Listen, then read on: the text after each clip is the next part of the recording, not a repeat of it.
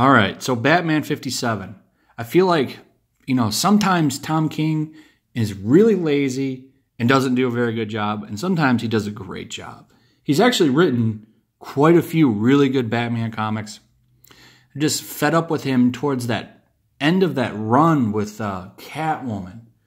But after he kind of shook that off, these have been actually pretty good so far. This KGB Beast and with the Nightwing stuff was really good. This was damn good. So I'm glad I listened to my comic shop owner. Nightwing and this were great. I'm gonna get into why and stuff, but this was surprisingly really good. In fact, because I'm gonna spoil it and stuff, but I'd give it a 4. This is a 4. It's a Batman 57. I give it a 4. 4 out of 5. So it's really interesting. So you got to remember at the beginning here, we see, so this is the KGB Beast, and this is his dad giving him a bedtime story. And this is really interesting. And going back and looking at it, it's like, okay, now I see what's going on here. It starts off, it tells this children's tale weaved throughout the whole book. And it's really interesting. So it's a hare, a pig, a fox, and a wolf.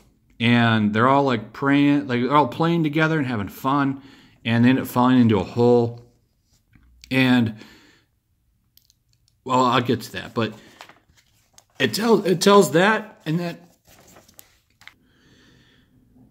it goes to the fight between Batman and the KGB Beast. And that's pretty much it. The whole issue is them fighting, and it's really good. It shows that, you know, when Tom Taylor wants to, he can do it right, as there's like little dialogue between them, and I like that. It's like when I did the Venom comic, right? And that last story that I didn't like had all that dialogue, all over that action. You don't need to do that.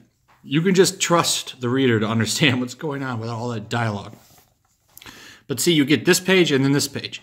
So this is them all falling into a hole.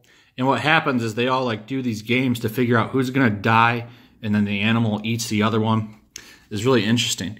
And as I go to the end, when you get to the end of the book, you find out that Bruce's dad actually read him the same story, and it's kind of like a way to say like they're almost the same kind of person in a way. And I thought that was really cool. The fight between them is really brutal. Really brutal, and it was one of the better action scenes that I've seen in a while. But you see how like it's just them fighting, and there's very little dialogue. Batman does this thing and gets kind of the win on him, which was really cool. See, he hits him with that hook with his bat thing and ends up snapping his neck, but it doesn't kill him. He's just kind of paralyzed. Now, Batman actually left him there to die too, which I don't know how I feel about that. Now, I don't know. They don't say he's dead, you know, but I mean, you leave that guy with his neck broken in frozen weather. It's almost like Batman killed him. Now,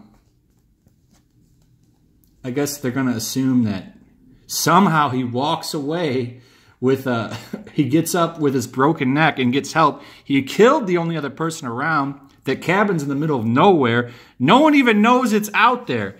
So I feel like Batman left him there to die. And I don't know how I feel about that. That's different for the character. I don't want to show you because of all the stuff there, but you know, he walks away. He's like, the Beast tells him, you know, my neck is broke. Get me help, and I'll tell you who hired me. And he's like, I'm the world's greatest detective. I'll figure out who hired you.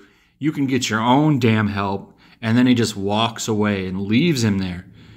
Like I said, essentially to die. And that's not really what Batman does. Joker beat Jason Todd to death with a crowbar. He still doesn't kill the Joker. You gonna tell me he's gonna kill this guy? I mean, I guess Tom King is assuming that someone's going to help save the KGB. How's he going to alert anybody? He can't move. He's going to freeze to death in like 2 or 3 hours sitting out there He didn't have any clothes on. So, I don't know. That's a weird moral dilemma. But other than that, this was really good. Really good writing. I liked the two like parallel stories showing that they had the same kind of like, showing that they're kind of the same person in some sick way. But yeah, let me know what you thought about this if you read it. Like and subscribe. Hit that notification bell. Check out the links in the description. Get a link to my Discord. Get a link to my Patreon if you're enjoying my content. $1 helps out the channel. And got a link to my Twitch. Hit that notification bell. Subscribe. All that good stuff. And I'll see you guys on the next one. Peace.